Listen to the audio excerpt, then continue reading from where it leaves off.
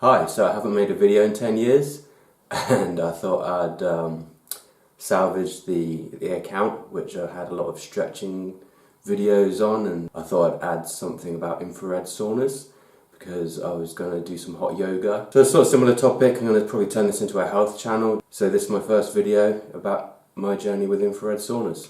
Hope you enjoy it. So we all know saunas are pretty good for you. Having been in one, you just feel good afterwards, slightly elated. They're hard to get through. I was always thinking of getting a sauna since I moved into a new house here. And, you know, the main benefits around sauna, you know, sort of expressed in blog posts all over the internet. This one's talking about heat shock proteins and how you can get, it says, one of the prime responses to stress at the cellular level is heat shock proteins.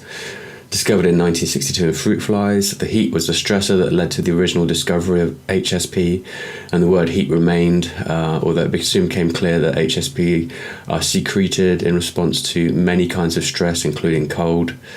They're not a single protein, but a family of molecules, all of which are highly conserved. Human versions are remarkably similar to those in flies and even yeast cells. There's a bunch of things you can do: fasting and exercise. Activate HSP, both of which I do anyway. And then there's sauna scenario, and then also we've got cold shock, which effectively leads to the same benefits, plus some other ones around releasing norepinephrine. And I did Wim Hof last year. That's when you jump in freezing cold rivers and lakes and do some heavy hyperventilating followed by breath holding, so that you go into hypo-oxygenation within your bloodstream. It's all interesting stuff, but back to hot saunas, because ultimately it's a miserable winter in the UK and I wanted to try saunas. Yep, so this story is just around the exercise does it, and then life stressors do it, and then there's supplements or dietary changes you can make to increase HSPs. Or so you've got broccoli sprouts, virgin olive oil, curcumin, zinc, usual suspects. Lion's mane mushrooms, and then we've got Dr. Rhonda Patrick. She looks at all these meta-analyses, researches different physiological changes. She's a full-time researcher herself. You know, she was saying that a study found that frequency of sauna use was associated with decreased risk of death. Using the sauna 2 to 3 times per week was associated with 24% lower all-cause mortality, and 4 to 7 times per week decreased all-cause mortality by 40%. So that was in a long-running sort of 20-25 year Finnish survey. So then I was watching this Joe Rogan podcast, and this Michaela Peterson came on. She's just eating a meat diet, but eventually she talked about infrared saunas, and she said, oh yeah, they really help with my skin rashes and allergies and inflammation problems. Something that I sort of have some problems with myself, various inflammation issues. And Joe said, no, that's just normal saunas, all of those studies are based off. And she's like, I think it's mainly infrared's the best one. Joe said, no, it's just normal saunas. I talked to Rhonda myself. And then Jamie, who's Joe's off-camera sidekick, he pulled up some research and said, actually, the infrared penetrates the skin deeper, so you can bear it easier for longer and have more of a heat shock effect. So basically you can do bigger, stronger doses for less pain. So I then immediately looked at buying a 2-person infrared sauna. As a professional, I manage various software projects at big companies, and one of the things we do is we have a lean sort of startup mentality.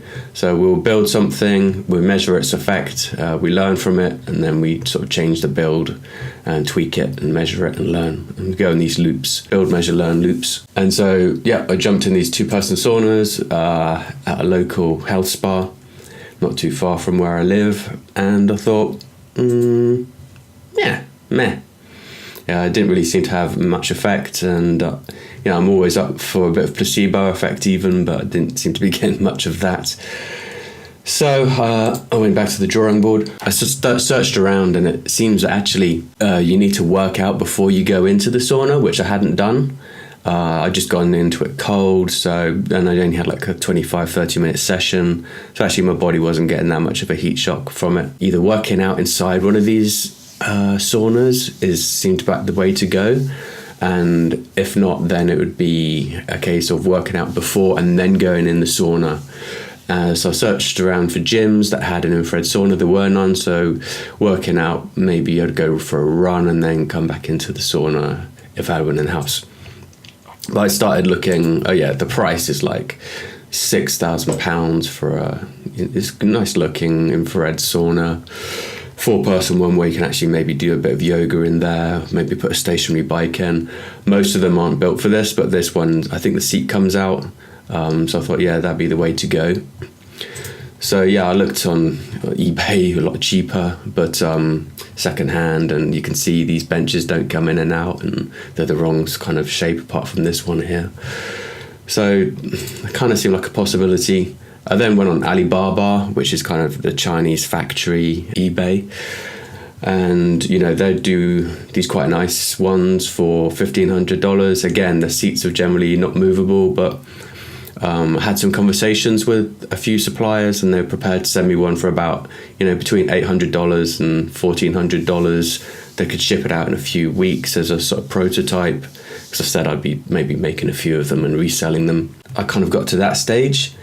I then got some cold feet because I carried on looking around, and there's this guy, Ben Greenfield, and he'd talked again to Rhonda Patrick, but then he sort of started mentioning Clear Light and then some book called Clear Something, and then I googled that, and it's basically around sort of the Church of Scientology and stuff, and then the sort of news articles, and then even says because basically L. Ron Hubbard, who started this Scientology religion, part of it was having these saunas, and it was called this purification sweat program.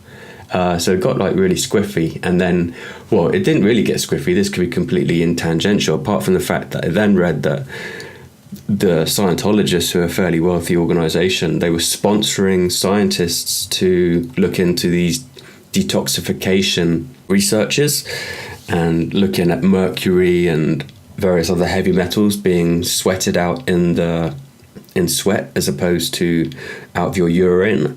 I was thinking, I don't really like the sound of that. Maybe I'll pull back on this. But then, I did find, again, back to these massive meta-studies. So this one's arsenic, cadmium, lead, mercury in sweat, a systematic review. They looked at multiple studies of the excretion of arsenic, multiple studies of cadmium excretion, multiple studies of lead excretion. And these are from all over the world, USA, Florence, all over different years as well.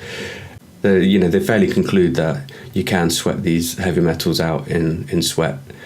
So it's a benefit. It doesn't leave it all to your kidneys and liver to do all the detoxification of your body. So that's another thing. I mean, it's not just heat shock proteins, it's further benefit here.